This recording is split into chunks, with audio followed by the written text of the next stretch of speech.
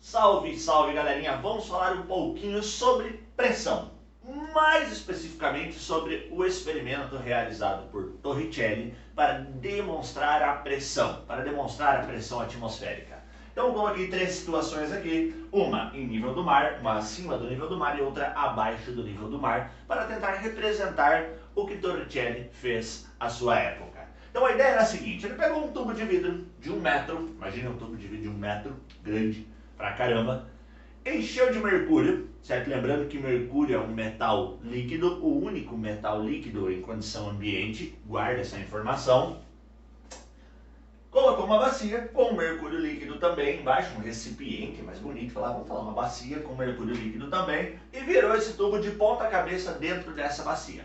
Então imagina isso a nível do mar, cara na praia, malucão, com um tubo de mercúrio de 1 litro, uma bacia cheia de mercúrio líquido, e ele virou de ponta cabeça dentro dessa bacia. O que era de se esperar? Bom, se aqui tem mercúrio e o tubo está cheio, era de se esperar que permanecesse em equilíbrio. Porém, em repetidas vezes que ele fez isso, esse tubo que tinha 1 metro descia o mercúrio até a marca de 76 centímetros.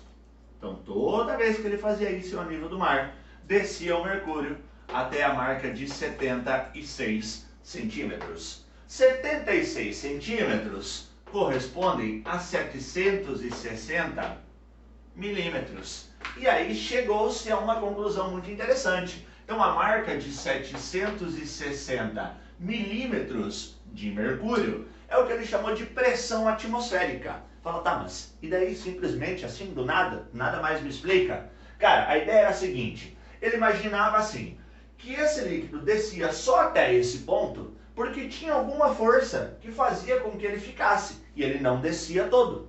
Certo? Ele não descia todo. Ah, virei de ponta cabeça, então vai escoar todo o líquido. Por que não escoa todo ele quando ele está virado de ponta cabeça? É porque tem uma força que contrapõe a isso e mantém ele nesses 76 centímetros. Qual era a força imaginada por Torricelli? A força do ar.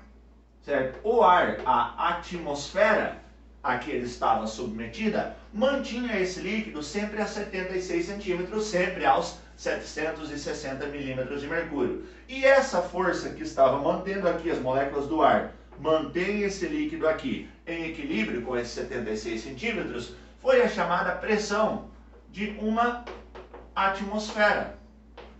E daqui eu consigo tirar a relação, então, que 1 atm, isso a nível do mar, a pressão de uma atmosfera, corresponde aos 760 milímetros de mercúrio de Torricelli, certo? Esse instrumento, esse equipamento maluco que ele utilizou é chamado de barômetro. Então, o barômetro de Torricelli é um bar.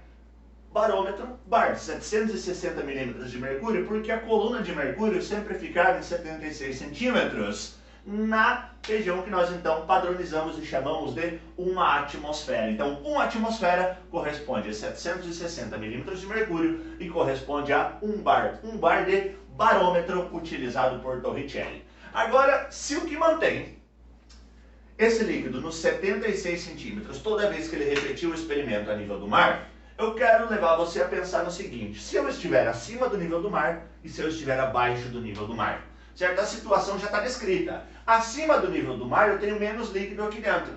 Abaixo do nível do mar eu percebo que eu tenho mais líquido dentro do tubo. E por quê? Que eu tenho menos mercúrio e tenho mais mercúrio. Cara, se é o ar, se é a atmosfera, se é a camada de ar que está sobre a nossa cabeça que mantém esse líquido em 76 centímetros, à medida que eu pego uma altitude maior, eu tenho menos ar sobre a minha cabeça. Vamos tentar representar isso daí. Ó, tô aqui embaixo, certo? Até o topo do vídeo é a camada de ar que está sobre a minha cabeça. Então tô aqui, ó, nível do mar, camada de ar sobre a minha cabeça. Agora, se eu subir no nível do mar, o que acontece da minha cabeça até o topo do vídeo? Fica menor.